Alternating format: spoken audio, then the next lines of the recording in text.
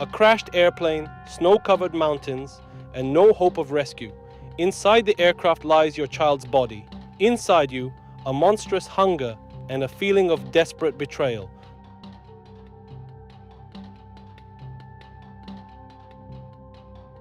The group that left to search for a way out simply forgot about you and left you to die of hunger and cold in the mountains at an altitude of 4,500 meters. Today, we are going to talk about the fate of Anna Gureeva, a passenger on the plane that crashed in the Pamir Mountains in 1932. We will discuss the tragic event that happened and we will read her notes written while she was trying to survive.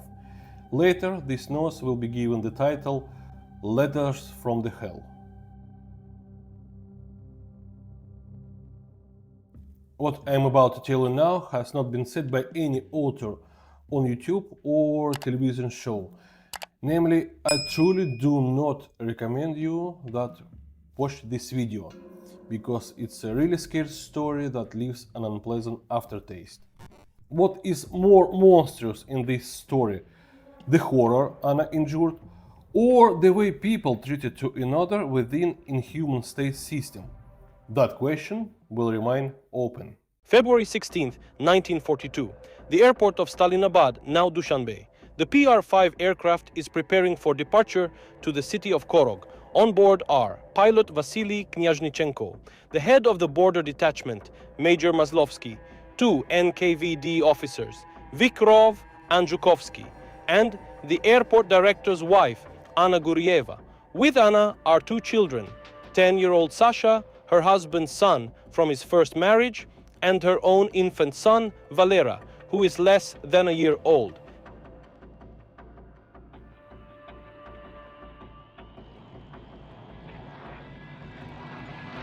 The plane leaps off the ground, and the passengers and pilot head toward their fate.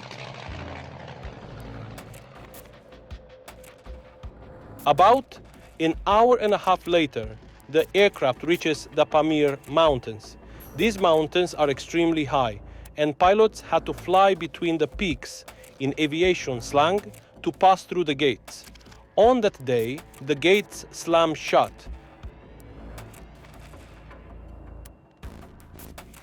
While flying near the fortress of Kalai Kum fortress, the weather suddenly deteriorated and the pilot completely lost visibility. He tried to gain altitude to avoid crashing into the mountain, but the small, underpowered aircraft did not have enough thrust. At around 1500, the plane clipped a rock face, lost control, and crashed deep in the mountains at an altitude of 4,400 meters.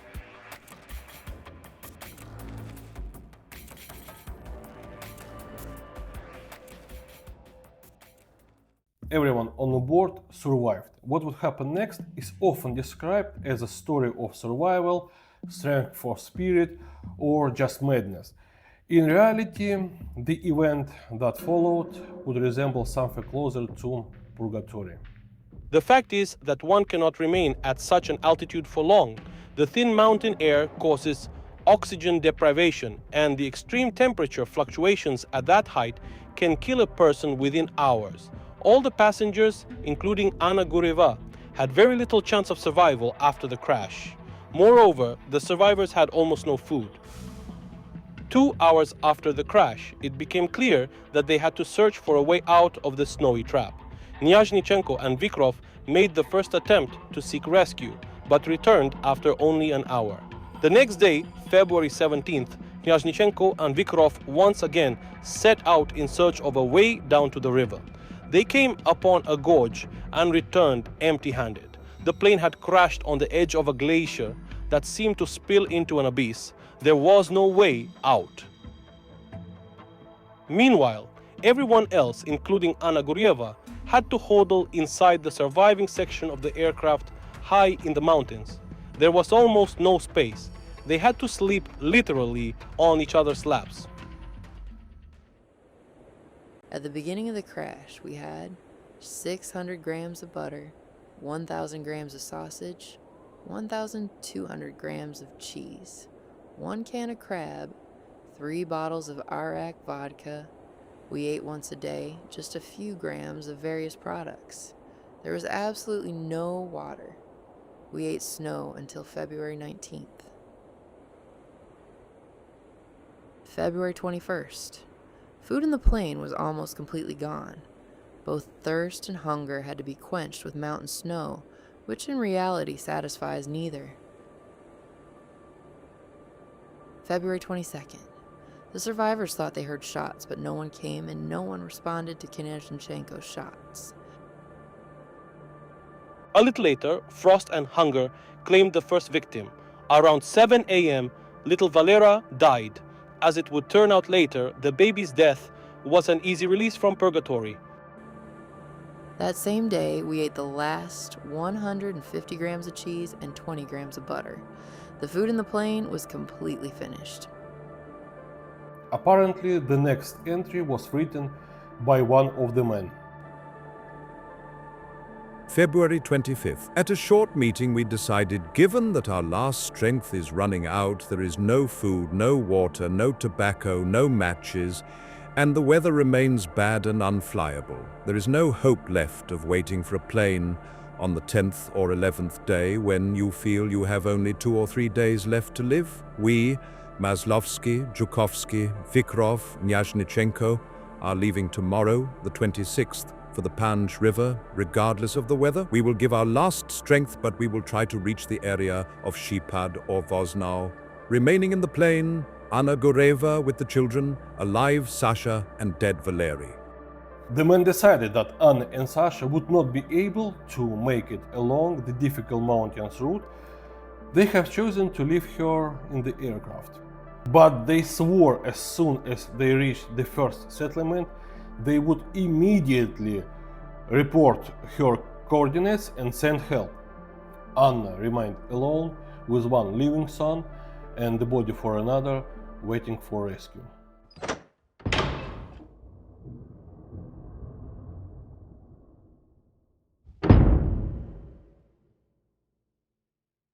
Anna and Sasha had 3 matches left.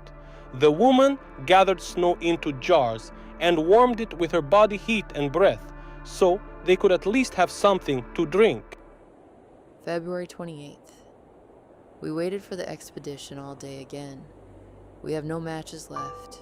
We collect snow in cans and put them in the cabin under the window. The snow.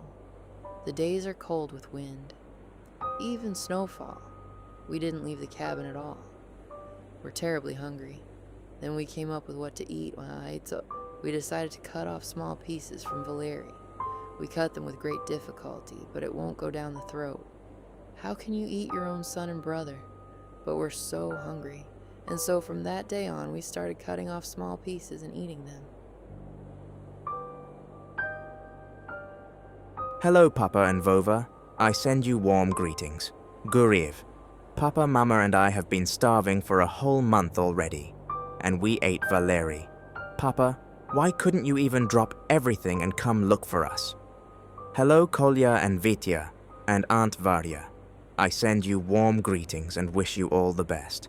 Grandma, pray to God for us, so that they pull us out of this den. Hello, Pasha, Lenya, Nura, and Shura. I send you warm greetings and wish you all the best.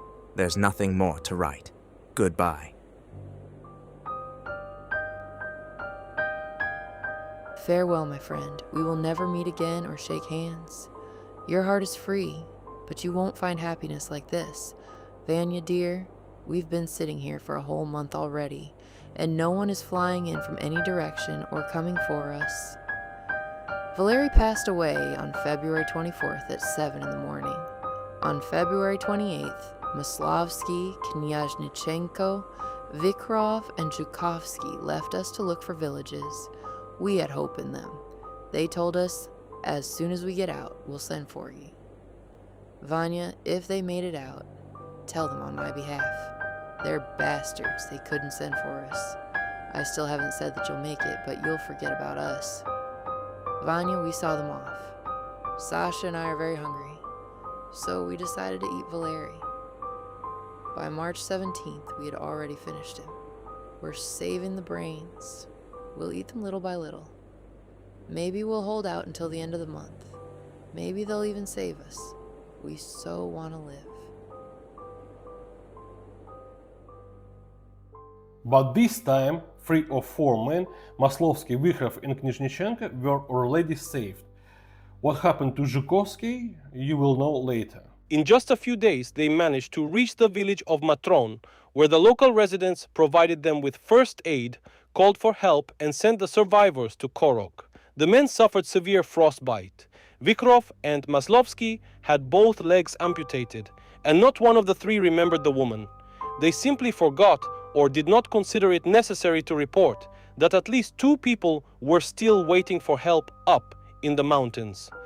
Anna and her child were left on the wreckage of the plane in the ice desert of the Pamir Mountains.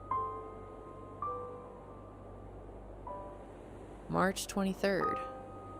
We got up at dawn. The weather is bad again, just like on the 22nd. Around 10 a.m., my beloved boy Alexander Ivanovich Gurev passed away. He only managed to say, "Goodbye, I don't want to die." I cried, dragged him into the fuselage, and wrote this in the diary. The weather is raging, the plane is almost completely buried in snow, and I remained alone like a beast in its den. There's no one to talk to. Night is coming. I lie down alone. I'm scared. I wanted to strangle myself, but my hands won't do it. I'm very afraid. I will endure to the end. I'm so thirsty. And I lie down to sleep through another cold, agonizing night. March 24th to 25th. The weather keeps raging. Heavy snowfall, a strong blizzard. I'm terribly thirsty. My mouth is completely dry. I eat snow. It doesn't help at all. And I have no desire to eat whatsoever. I'm scared.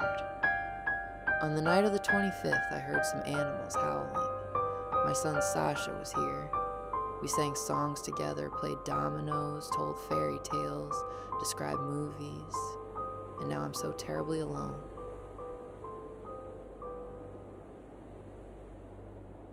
April 20th. On the night of the 20th, there was a fierce blizzard. In the morning, too. I got up, wanted to check the weather, opened the window, but the entire plane was completely buried in snow. I don't even know if the weather is good or bad now. I'm sitting here, entombed in snow. It's so awful. Before, at least, I could look out the window at the mountains, but now I'm just sitting and crying. I've been here for more than 2 months already, and no one has come for me. I'm almost run out of Sasha. Only the brains are left. He was so thin, almost nothing but bones. I'm preparing for another cold night. All this time, while Anna was in that snowy hell, her husband found a new wife, got married and lived carefree. But meanwhile, May arrived and a decision was made to organize a rescue operation. If right now you thought it strange to launch a rescue operation for a person 3 months after the crash and 2 months after the first survivors were found, then you misunderstood what kind of operation this was. It was not a mission to save a human life. It was an operation to salvage aircraft parts. The value of human life in socialist and communist countries is a separate topic for the whole video. Shortly, in socialist scam, at the best your life worth absolutely nothing, but sometimes it has negative value. But the aircraft parts, especially an engine, were extremely valuable items. According to another version promoted by USSR fans, supposedly the pilot Vasily Knyazhnichenko suddenly remembered the woman they had left in the mountains 2 months later, reported it, and local authorities decided to send a mission to rescue Anna Gureeva and her son. But this version doesn't hold up to any scrutiny at all. The list of missing passengers was with the aviation company, the police, and the NKVD. After the 3 survivors escaped their snowy captivity, for 2 months, neither the police nor the secret services nor even the relatives showed any interest in the fate of the others. They were simply forgotten as if they had never existed. If anyone had cared about Anna and her child's fate, a rescue mission would have been organized immediately. At the beginning of May, an expedition set out into mountains to search for the wreckage plane. Ivan Gureev, Anna's husband, joined this group. The mission set out according to the coordinates where the wrecked plane was supposed to be. On the way to the crash site, the rescuers discovered Zhukovsky's body. This is the same fourth man who was not among those rescued 2 months ago. On his way to the village, he had fallen off the path into an abyss, but he didn't die from the fall. Next to the Chekist's body, they found shell casings and an empty TT pistol with no cartridges left. Zhukovsky had been abandoned while still alive, and to the very end, he hoped to call his comrades with shots. But just like Anna Gureeva, he was simply left behind. May 12, 1942. Anna sits on the broken remains of the plane.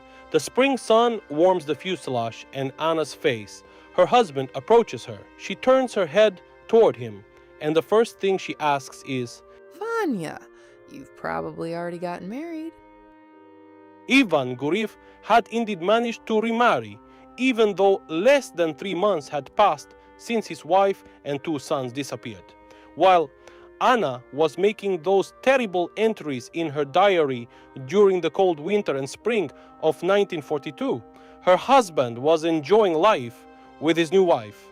To her husband's question, "Where is Sasha?" Anna didn't answer. She simply pointed to the skull lying next to the plane.